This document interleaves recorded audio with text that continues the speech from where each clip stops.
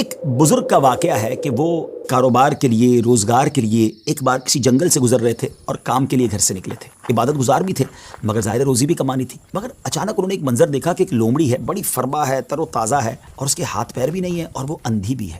اب حیران ہو گئے کہ اس کے پاس تو نہ ہاتھ پیر ہیں، نہ آنکھیں ہیں، نہ دیکھ سکتی ہے، نہ چل پھر سکتی ہے، تو یہ کھاتی کیسے؟ اس کے کھانے کا انتظام کیسے ہوتا ہوگا؟ اسی شش و پنج میں تھے، آپ بیٹھ گئے. اچانک آپ نے دیکھا کہ زمین شک ہوئی اور دو پیالے نکلے، ایک شہد کا اور ایک دودھ کا.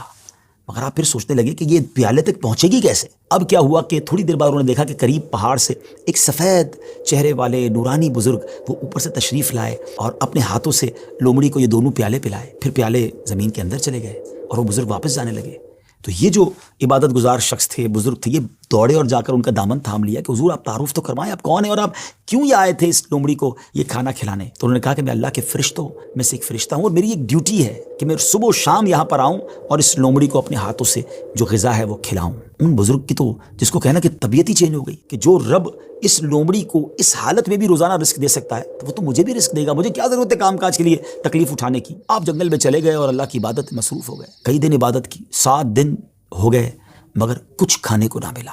بھوک سے برا حال ہو گیا. اللہ کی بارگاہ میں فریاد کی، میرے مالک مجھے بھی تو کوئی لقمہ غذا عطا فرما. اب بھوک برداشت کرنے کی طاقت نہیں ہے، یا میری روح قبض کر لے. اللہ کی طرف سے یہ ارشاد ہوا، یہ پیغام ملا کہ اے میرے بندے اپنے ہاتھ سے کماؤ، کسب حلال کرنا ہے، کوشش کرنی ہے، خود بھی کماؤ اور محتاجوں کو بھی کھلاؤ. جب اللہ کریم کی طرف سے یہ حکم ملا تو پھر ان بزرگ نے کیا کیا؟ پہاڑ سے اتر گئے اور پھر اب طلب معاش میں اپنے کام میں لگ گئے، کمانے لگے.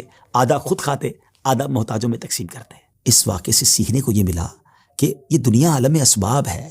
توکل یہ نہیں ہے کہ بندہ گھر میں بیٹھ جائے کہ بس اللہ روزی دے گا. یقیناً رب روزی دینے والا ہے، مگر اسی نے اس دنیا میں اسباب بنائے ہیں اور ہمیں اپنے ہاتھ سے کام کرنے کا بھی حکم دیا گیا ہے. تو کوشش کرنی ہے. ہاں، کوشش کر کے جو اسباب اختیار کیے اسی کو سب کچھ نہ سمجھیں کہ چونکہ میری دکان ہے اس لیے مجھے رزق ملتا ہے. نہیں، رزق جو ہے وہ رب عز و جل عطا فرمانے والا ہے. رازق وہی ہے، بھروسہ اس پر ہو، اسباب پر نہیں. لیکن توکل کو اس طرح نہ سمجھے کوئی کہ جناب اب کچھ کرنے کی ضرورت نہیں ہے. ایک بار ایک صحابی رسول نبی پاک علیہ الصلوۃ والسلام کی بارگاہ میں آئے اور عرض کی کہ حضور میرے ساتھ اونٹ بھی ہے، کیا میں اس کو باندھ کر اللہ پر بھروسہ کروں یا ایسے ہی چھوڑ کر رب پر توکل کروں؟ تو نبی پاک علیہ الصلوۃ والسلام نے بڑا کمال کا ارشاد فرمایا کہ پہلے اس کو باندھو اور پھر رب پر بھروسہ کرو. تو ناظرین، ایکچول تعریف توکل کی یہ ہے کہ ہمیں اسباب اختیار کرنے ہیں مگر خالق کے اسباب پر بھروسہ کرنا ہے. تو امید ہے کہ بہت ساری باتیں سمجھ آ گئی ہوگی. وہ رب سب کو رزق دیتا ہے، وہ ہمیں بھی دے گا. اللہ کی قدرت پر یقین رکھیں، اس پر بھروسہ رکھیں اور اس کی بارگاہ میں دعا کرتے رہیں. حرام کے قریب نہ جائیے.